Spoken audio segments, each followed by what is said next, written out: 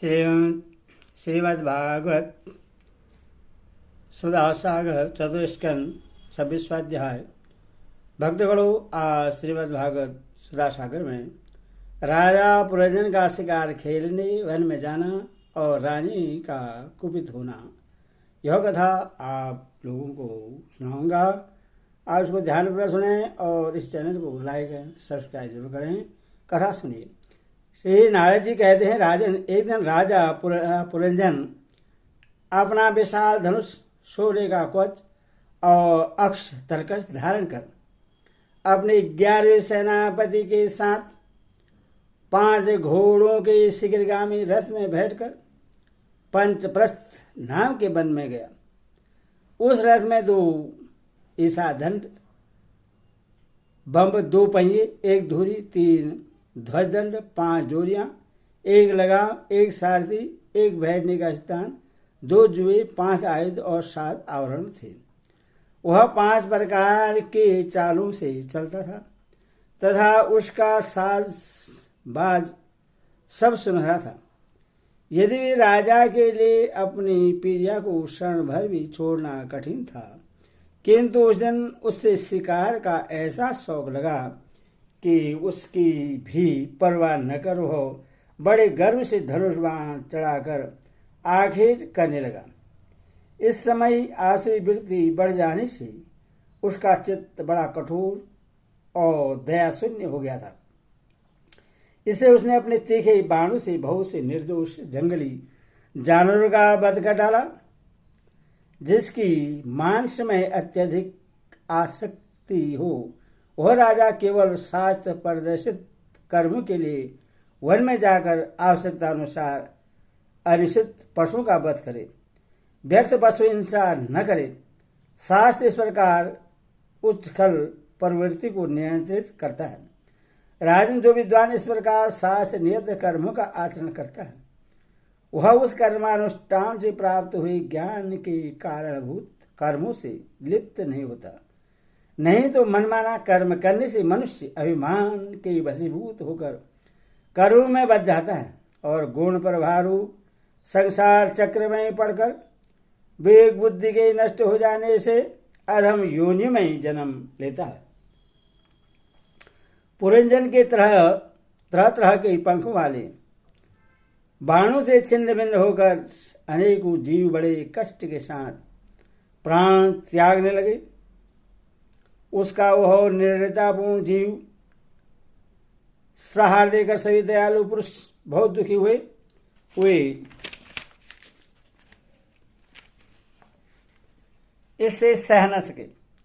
इस प्रकार वहां खरगोश, सुअर, भैंसे, नीलगाय, कृष्ण, मृग, शाही तथा और भी बहुत से मेद्य पशुओं का वध करते करते राजा पुरंजन बहुत थक गया।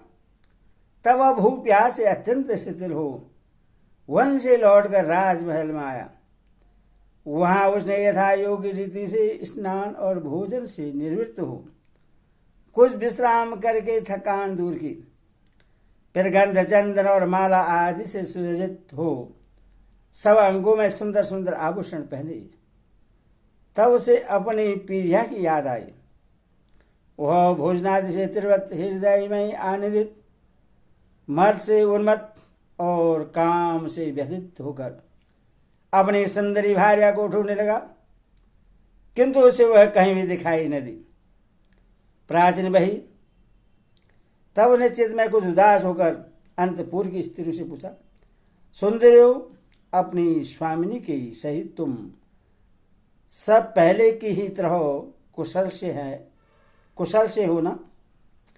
क्या कारण है आज इस घर की संपत्ति पहले जैसी सुहावनी नहीं जान पड़ती? घर में माता अथवा पति परायण भार्या न हो तो घर बिना पहिए की रथ के समान हो जाता है। फिर इसमें कौन बुद्धिमान दीन पुरुषों के समान रहना पसंद करेगा?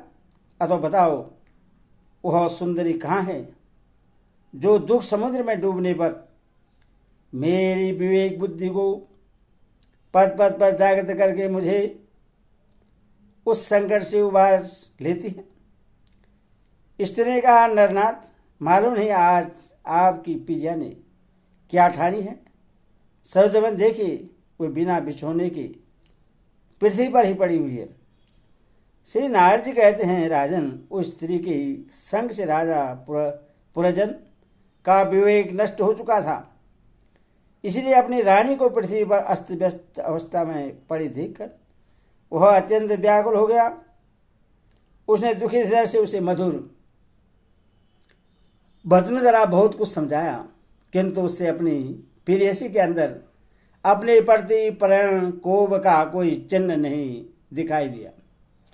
वह मनाने में बहुत कुशल थी, इसीलिए अब पुरजन ने उसे धीरे धीरे मनाना आरंभ किया। उसने पहले उसके चरण छुए और फिर गोद में बैठाकर बड़े प्यार से कहने लगा, पुरंजन बोला, सुंदरी, वे सेवक तो निश्चय ही बड़े अभागे हैं जिनके अपराध करने पर स्वामी उन्हें अपना समझकर शिक्षा के लिए उचित दंड नहीं देते। सेवक को दिया हुआ स्वामी का दंड तो उस पर बड़ा अनुग्रह ही होता है। जो मूर्ख हैं उन्हीं को क्रोध के कारण अपने हितकारी स्वामी के किए हुए उस उपकार का पता नहीं चलता। सुंदर दंत वाली और मनोहर बहुओं से शोभा पाने वाली तपस्विनी,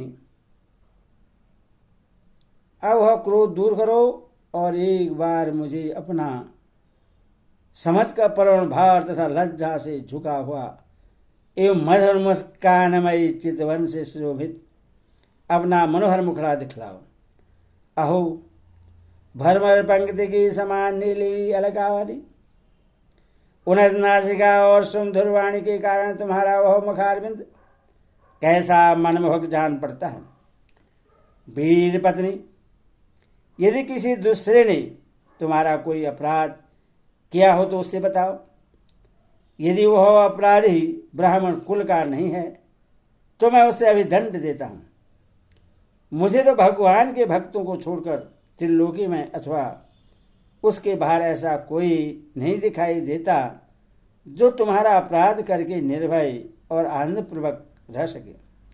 प्रिय, मैंने आज तक तुम्हारा मुख कभी तिलकहीन, उदास, मूर्छाया हुआ, क्रोध के कारण डरावना, कांतिहीन और स्नेह शून्य नहीं देखा, और न कभी तुम्हारे सुंदर स्तनों को ही शोकाश्रुओं से भीगा तथा बिंबा फल सदृश अधरों को संगीत केसर की लाली से रहित देखा है।